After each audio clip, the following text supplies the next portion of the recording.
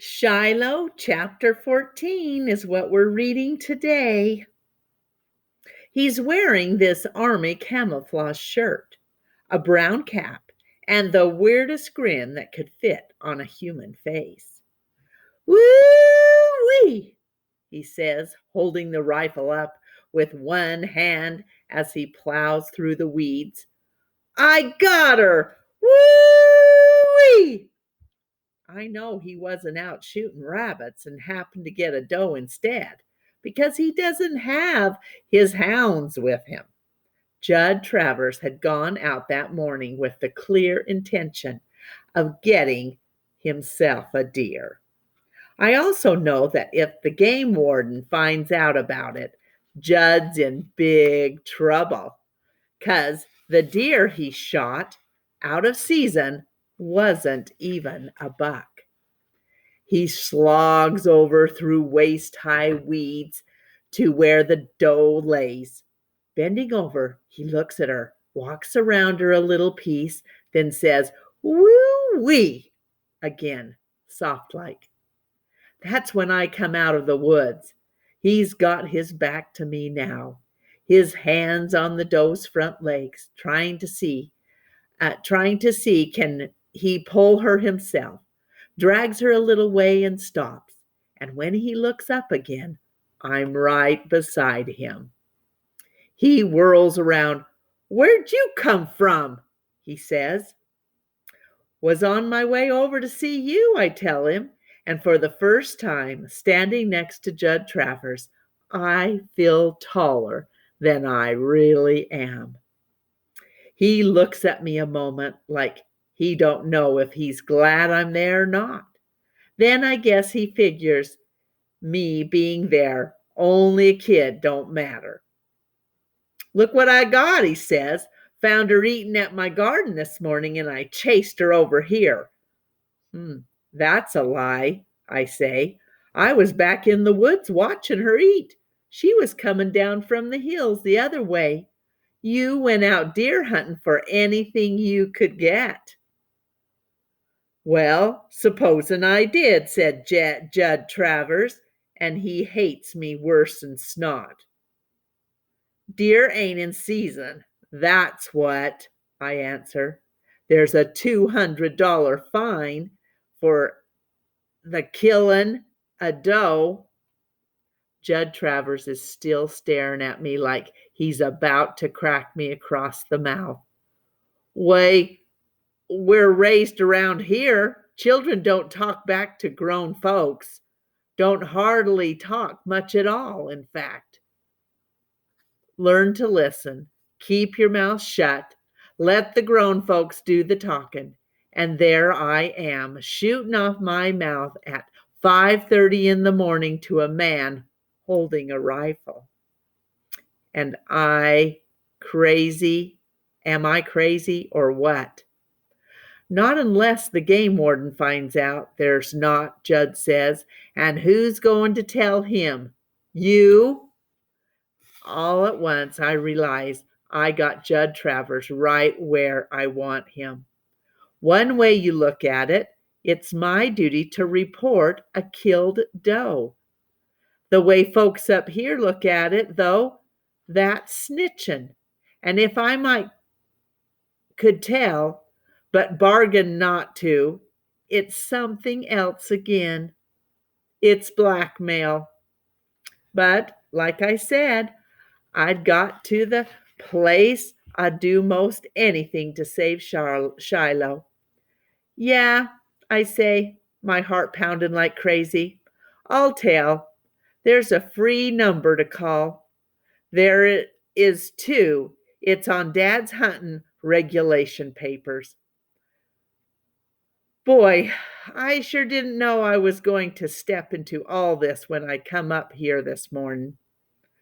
Now Judd's looking at me good, eyes narrowing down to little slits. "Your pa put you up to this." "Nope, this is me talking." "Well, ain't you something now? And who's to believe you?" "I'll get the game warden up here. Show him the spot the doe was hit, the blood, and when he finds the deer at your place, he'll believe me. The words are coming out quicker than I can think almost. I'll tell him he was eating my garden, and I'll say different. The new game warden won't make any allowance even if the deer was eating your garden. You just don't shoot deer out of season, no way, especially a doe. Now Judd's really angry, and his words come at me like bees. What you trying to do, boy? Start up trouble? You think I can't put you in your place mighty quick? So what you going to do, I ask. Shoot me? Travers is so surprised, his jaw drops. But I'm cooking now. Nothing can stop me. Braver than I ever been in my life. Going to shoot me like that dog I found up here 6 months back with a bullet in his head? Travers stares some more. I know whose bullet that was, Judd, and I told Dad. And if folks find me up here with a bullet in me, Dad'll know whose bullet that is, too. I can't hardly believe the words that's coming out of my mouth. Been scared most of my life at Judd Travers, and here I am, half his size, talking like a grown person. It's because I know Shiloh's still got a chance. So, what are you waiting for? Judd says finally. Go get the game warden. And when I don't move, he says, come off it, Marty. Here, you take one of those legs. I'll take another. We'll drag it to my place, and I'll give you half the meat. And don't tell me your ma won't be glad to get it. I don't want the meat. I want Shiloh. Now Judd's really surprised and whistles through his teeth. Boy, you just come up here to set me up, didn't you? Didn't have an idea in this world you was out with your rifle, I tell him, and that's one of the first truths I told in 2 weeks. I come up here because it's Sunday, the day you said to bring your dog back, and I wanted you to know you got to fight me for first to get him. Now I'm telling you, I mean to keep him, and you expect to keep that deer without a fine. You'll make the trade. Whoa, says Travers, that's no kind of trade at all. If I hadn't got me a deer this morning, what would you have bargained with then? I didn't have an answer to that because I didn't already, because I hadn't been thinking about a deal. Judd had already said he wouldn't sell Shiloh. Well, Judd's eyes narrow down even more till it almost looks like he's asleep. I just bet you would tell the game warden too. Jesus' name, I would. And you're saying if I let you keep my hunting dog, you're going to keep this deer a secret? I begin to see now I'm no better than Judd Travers, willing to look the other way to get something I want. But the something is Shiloh. Yes, I will, I tell him, not feeling all that great about it. Well, you got to do more than that, boy, because I paid $35 for that dog, and I want $40 to let him go. For the first time, I see a thin ray of hope that maybe he'll let me buy Shiloh. I'll get you the money somehow by and by, I promise.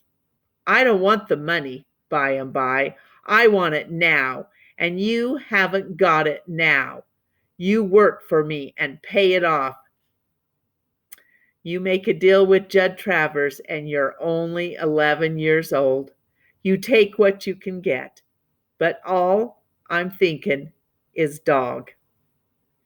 You got a bargain, I tell Judd, and now my feet want to dance. My face wants to smile, but I don't dare let the delight show through.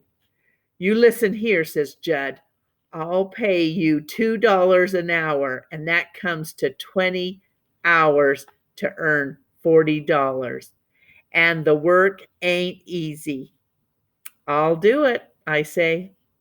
Beginning now, says Judd, and I can tell he's getting a bit edgy